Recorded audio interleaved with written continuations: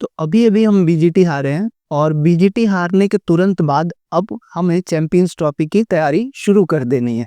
और champions trophy की तैयारी से पहले अभी इंडिया की सीरीज है इंग्लैंड के साथ। तो इंडियन टीम का शेड्यूल इस तरीके से डिज़ाइन होता है कि हम ज़्यादा समय तक एक गम को लेकर के नहीं रह सकते। तो अभी नेक्स्ट जो चैंपियंस ट्रॉफी जो कि नेक्स्ट आईसीसी टूर्नामेंट है, इसके लिए हम आज देखेंगे कि क्या हमारी प्रोबेबल 11 हो सकती है। और इंडिया वर्सेस इंग्लैंड सीरीज जो होने वाली है उसमें भी कुछ प्लेयर्स को चांस दिया जाएगा ताकि एक बेहतर टीम हमारी चैंपियंस ट्रॉफी में जा सके। तो चैंपियंस ट्रॉफी के लिए हमारी टीम किस तरीके की रहेगी, इसकी कॉम्बिनेशन के बारे में बात करने से पहले हम बात करते हैं जो कुछ चीज़ें अभी हमारे न्यूज़ में चल रही है। जैसे हमारे रोहित भाई आजकल बहुत टीम के हित में कई सारे फैसले ले रहे हैं। तो टीम के हित में उन्होंने एक बार हार्दिक पांड्या के साथ फैसला लिया था, फिर एक बार अभी मोहम्मद शमी से उनका चल रहा है। अभी पता नहीं वो मोहम्मद शमी को तो अनफिट कह रहे हैं, जबकि मोहम्मद शमी ने ट्वीट करके बताया कि वो पूरी तरीके से फिट हैं और पूरी तरीके से इंडियन टीम के लिए खेलने के लिए तैयार है। तो अब मुझे नहीं समझ में आता है कि मोहम्मद शमी गलत हैं या फिर यहाँ रोहित शर्मा गलत हैं। वो चूना लगा दिया। रोहित भाई मैं बहुत अच्छे से समझ रहा हूँ क्या चाह रहे हो आप। मोहम्मद शमी जिन्होंने आईसीसी टूर्नामेंट का जो वर्ल्ड कप 2023 था, आपको मालूम होगा न्यूजीलैंड के साथ जो उनकी परफॉर्मेंस थी, और जो भी उन्होंने 7 मैच खेले थे, 7 मैच में उन्होंने 24 विकेट लिए थे और वो उनकी जो परफॉर्मेंस थी वो मैन ऑफ द टूर्नामेंट वाली परफॉर्मेंस थी। लेकिन मैन ऑफ द टूर्नामेंट उनको नहीं मिल करके विराट कोहली को मिला, क्योंकि विराट कोहली का एवरेज काफ़ी अच्छा था और उनका एवरेज 94 के आसपास का था। तो यहाँ जो अगर मोहम्मद शमी नहीं होते तो हम लोग फाइनल नहीं खेल रहे होते, ये हमको समझना चाहिए। लेकिन अब ये रोहित शर्मा का खुद का पर्सनल फैसला है। जितने भी अच्छे परफॉर्म करने वाले हैं, रोहित शर्मा जी की उनसे नहीं पट रही है। शर्मा जी देख लीजिए। तो रोहित भाई की स्ट्रैटेजी मस्त है। रोहित भाई की सिंपल स्ट्रैटेजी है, जो भी बंदा परफॉर्म कर रहा है उसे टीम से निकालो, अपनी परफॉर्मेंस पर कोई दिक्कत नहीं आएगी। कोई टीम में परफॉर्म ही नहीं करेगा, मैं अकेला परफॉर्म करूंगा, अपनी टीम में बादशाह। मस्त प्लान है। सिंपल, ना कोई परफॉर्म करेगा ना रहेगी बादशाह किसी की, अपनी बादशाह चलेगी कई सालों तक। क्या बढ़िया था गुरु। शमी भाई को तो आप ले नहीं रहे। और कुछ लोग जो हैं उनके अनुसार इंडिया टीम ये चैंपियंस ट्रॉफी जीतेगी। ऑप्टिमिस्टिक लोग, अजीब ऑप्टिमिस्टिक लोग, उनके अनुसार 2012-13 में भी इंडिया चैंपियंस ट्रॉफी जीती थी। और 12-13 में चैंपियंस ट्रॉफी जीतने से पहले इंडिया अपने होम ग्राउंड पर मैचेस हारी थी और सीरीज हारी थी। और सीरीज हारने के बाद विदेशी सरजमी पर भी जाकर के सीरीज हारी थी, जिसके बाद इंडिया जब आई थी तब उसने 12-13 में चैंपियंस ट्रॉफी जीती थी। तो यहाँ से लोग कयास लगा रहे हैं कि ये सेम पैटर्न है। भैया, ऑप्टिमिस्टिक होने की भी कोई हद होती है। अब ये तो ऐसी ही बात हो गई कि मेरे सिर पर ये क्या बोलते हैं पत्थर गिर गया और मैं सोच रहा हूँ अच्छा हुआ बिल्डिंग नहीं गिरी, वरना मैं, समझ रहे हैं ना, किसी और के सिर पर वो गिर जाता वो पत्थर, मैं ऐसा सोचने लग रहा हूँ। अरे कहना क्या चाहते हो? हद होती है भाई, ऑप्टिमिस्टिक होने की हद होती है। चलिए, तो अभी बात करते हैं हम आईसीसी चैंपियंस ट्रॉफी के स्क्वाड की। तो आईसीसी चैंपियंस ट्रॉफी के स्क्वाड के बारे में बात करने से पहले अभी जो जीजी एरा को लेकर के जो चीज़ें हैं वो हमारी कुछ समय से अच्छी नहीं चल रही है। तो इसमें जीजी एरा में हमने 27 साल बाद श्रीलंका से हम लोग 3-0 से क्लीन स्वीप हुए। उसके बाद फिर अभी यहाँ इंडिया में हम वाइट वॉश हुए न्यूजीलैंड के द्वारा। हम अपनी सरजमी पर कभी कोई सीरीज कितने लंबे समय से नहीं हारे थे, लेकिन जीजी एरा में हमें ये भी देखने के लिए मिल गया। 12 साल में एक बार तो चलता है 46 पर ऑल आउट टीम इंडिया, ये भी जीजी एरा का कमाल है। और इसके बाद बीजीटी जो 10 साल बाद इंडिया ने लूज की है और अब वो ऑस्ट्रेलिया के पास है, तो ये भी जीजी एरा के कमाल है। अब इतने चेंजेस हो गए ना भाई, गौतम गंभीर भाई अब बस करो, अब हाथ जोड़ता हूँ, अब चेंजेस मत करो ज़्यादा और नॉर्मल कॉम्बिनेशन खिलाओ जो खिलाड़ी परफॉर्म कर रहे हैं। आप कुछ भी बोलो, ये नहीं सुनने वाला। तो अब सब लोग के दिमाग में ये बात थी कि क्या यशस्वी जायसवाल को इस टीम में मौका मिलेगा, ओडीआई टीम। तो हम एक बार देखते हैं कि पास्ट परफॉर्मेंस किस तरीके की रही है। तो पहले बात करते हैं रोहित शर्मा की। Rohit Sharma as a leader in ODIs hands down the best leader there, क्योंकि रोहित शर्मा ने पिछले कुछ मैचेस में, या फिर आपको अगर वर्ल्ड कप मालूम हो तो, और चीज़ें एक तरफ, क्योंकि टेस्ट टीम में मैं रोहित शर्मा को बिल्कुल नहीं चाहता कि रोहित शर्मा टेस्ट टीम के लिए फिट पर्सन है ही नहीं, लेकिन अगर हम बात करते हैं ओडीआई टीम की तो वहाँ पर उन्होंने बहुत अच्छे रन बनाया। आपको मालूम होगा एक ही प्लेयर जो पूरे वर्ल्ड कप में के साथ-साथ और श्रीलंका सीरीज़ में भी कंफर्टेबल थे। श्रीलंका सीरीज़ में भी 3 मैच की सीरीज़ में 2 मैच में उन्होंने 50 मारी थी। अच्छा, और तीसरे मैच में भी वो अच्छा ही खेल करके गए थे। तो एकमात्र प्लेयर जिनका एवरेज 55 का एवरेज से वो खेल रहे हैं, जो भी हमारा 2023 वर्ल्ड कप से लेकर के अभी तक का, और वो सेकंड हाईएस्ट रन स्कोरर थे, और उनका जो स्ट्राइक रेट है वो 129 का स्ट्राइक रेट है। तो एक तो वो तेज रन बना रहे हैं और पावर प्ले में तेज रन भी बना रहे हैं और काफ़ी अच्छी पारियाँ खेल रहे हैं, लंबी पारियाँ खेल रहे हैं, और उसमें उनका 131 हाई स्कोर था जो आपको मालूम होगा। तो अभी ये जो रोहित शर्मा की जो पारी है ओडीआई में, मतलब परफॉर्मेंस उस लेवल की अभी कोई, मुझे नहीं लगता कि कोई उन्हें अभी रिप्लेस कर सकता है ओडीआई में उस पर्टिकुलर प्लेस पर। लेकिन अभी क्या पता उनकी फॉर्म किस तरीके की चल रही है, तो अगर उसमें किसी तरीके की कोई दिक्कत आती है तो हमारे पास काफ़ी सारे बैकअप ओपनर्स की तरीके से बहुत सारे लोग हैं। जैसे यशस्वी जायसवाल का लोग बहुत जगह पर नाम ले रहे हैं, और सही बात ये है कि यशस्वी जायसवाल जैसा टैलेंट उसे अभी तक ओडीआई टीम में मौका ही नहीं मिला है। और शुभमन गिल दूसरे ओपनर है हमारे, शुभमन गिल। शुभमन गिल की अगर बात करें तो शुभमन गिल का कुछ समय से फॉर्म उतना अच्छा नहीं चल रहा है, और वर्ल्ड कप में उनकी परफॉर्मेंस ठीक-ठाक थी। उनकी एवरेज कुछ 40s में उनकी एवरेज थी, तो 40s में एवरेज थी, और ये श्रीलंका सीरीज़ उनकी कुछ खास नहीं गई है।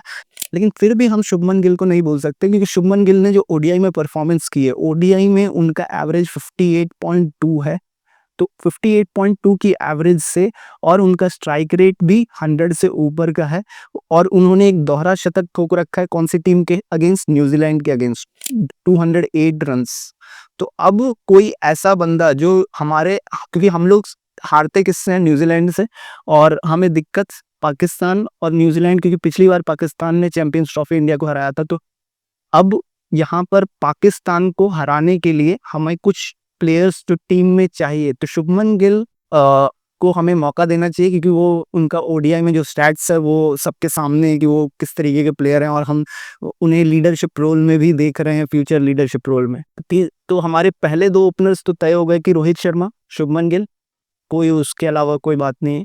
अब हम बात करते हैं विराट कोहली की। तो विराट कोहली, सब उन्हें बैश कर रहे थे, रिटायरमेंट की बात कर रहे थे, लेकिन ओडीआई में he is the one, because like ODI उनका फॉर्मेट है, क्योंकि आपको मालूम है वर्ल्ड कप में वो क्या करके आए हैं। वर्ल्ड कप में वो प्लेयर ऑफ द टूर्नामेंट थे, 95 की एवरेज से उस बंदे ने रन बनाए हैं, 700 से ज़्यादा रन बनाए हैं वर्ल्ड कप टूर्नामेंट में, वर्ल्ड कप टूर्नामेंट के जो मैचेस थे।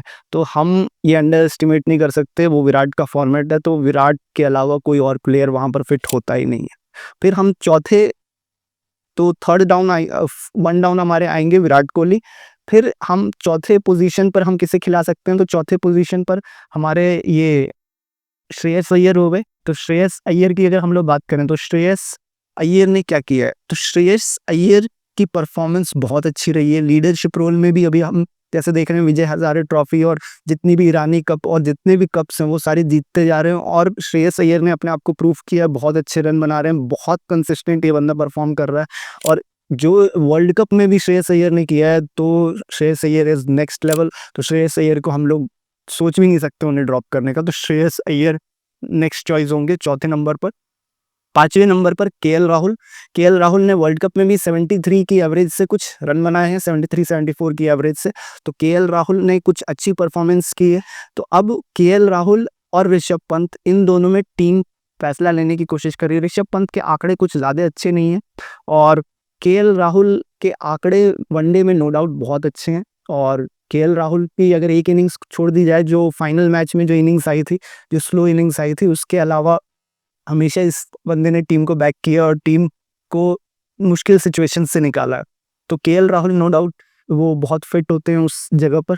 लेकिन अब केएल राहुल और ऋषभ पंत में यही चीज़ है कि ऋषभ पंत एक लेफ्ट हैंडर है और कोई और लेफ्ट हैंडर टीम में नहीं है, तो वहाँ पर ऋषभ पंत को आजमाने की कोशिश कर रही है मैनेजमेंट। जबकि हम जानते हैं एक और नाम आपके अभी दिमाग में होगा, जैसे संजू सैमसन। लेकिन आपको तो पता ही है संजू सैमसन भाई का किस तरीके का लक है। मेरे साथ अन्याय हुआ है, मेरे साथ अन्याय हुआ है। उनकी परफॉर्मेंस भी बहुत अच्छी है। जो भी ओडीआई उन्होंने खेला है, 16 मैच खेले हैं, उन 16 मैच में उनका एवरेज 50 से ऊपर है और उसमें उनका एक शतक भी है। लेकिन उसके बावजूद आप तो जानते ही हैं, किस्मत भी एक चीज़ होती है। तो संजू सैमसन को कोई सेंस है इस बात की? अभी देखते हैं उनको मौका मिलता है कि नहीं। तो विकेट कीपर में ये तीनों विकल्प है। फिर हमारे नेक्स्ट ऑलराउंडर्स की जो बात कर रहे हैं, तो kung fu Pandya, no one can replace kung fu Pandya. अब कुंफू पांड्या मतलब इसके बगैर टीम के बारे में सोच ही नहीं सकते, क्योंकि जितने बार पाकिस्तान से मैच हुआ है या फिर कहीं पर भी इंपॉर्टेंट मैचेस में इस बंदे ने रन बनाए हैं और ये बैटिंग और बॉलिंग दोनों से कंट्रीब्यूट करता है।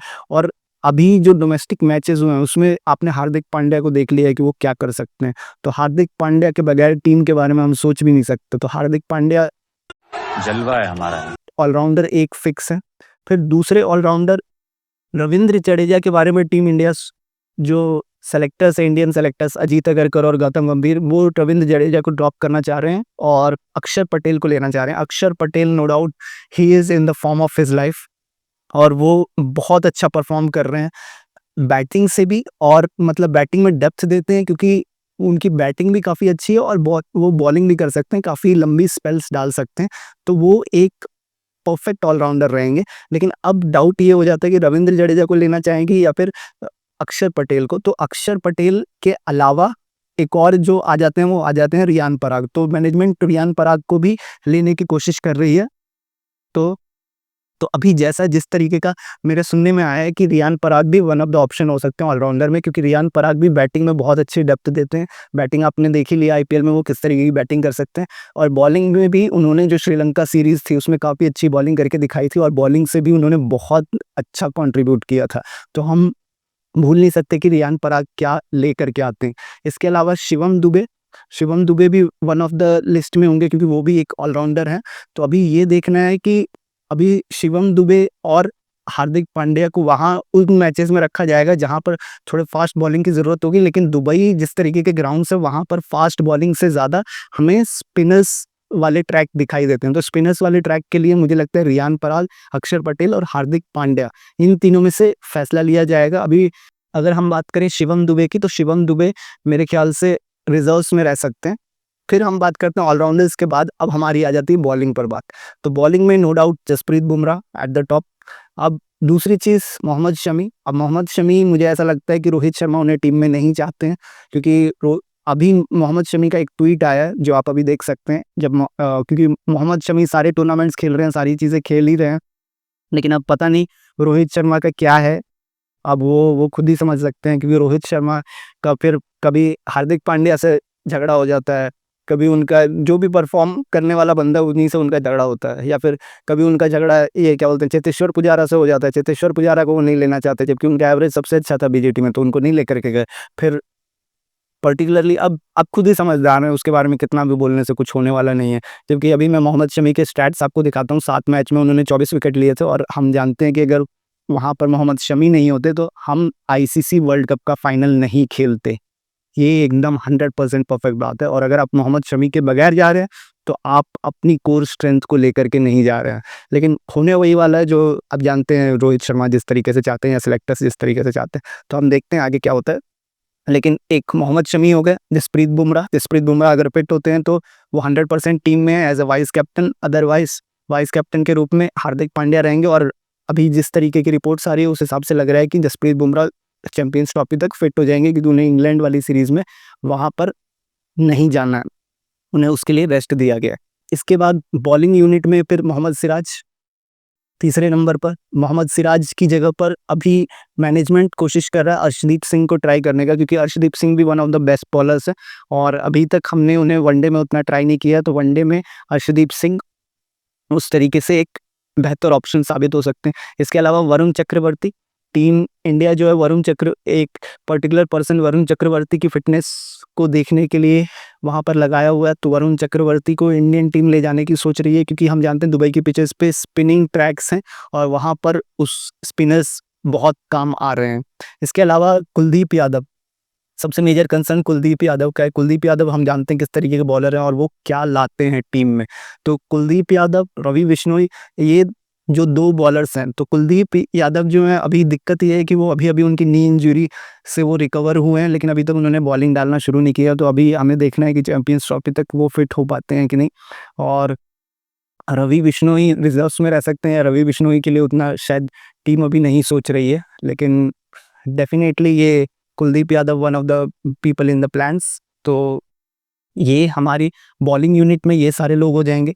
और बॉलिंग ऑलराउंडर के तरीके से हम नीतीश कुमार रेड्डी को एज ए रिजर्व में ट्राई कर सकते हैं, क्योंकि नीतीश कुमार रेड्डी को हो सकता है इंडिया वर्सेस इंग्लैंड सीरीज में मौका मिले और वहीं से डिसाइड हो कि whether he is going to be a part of Champions Trophy और नॉट।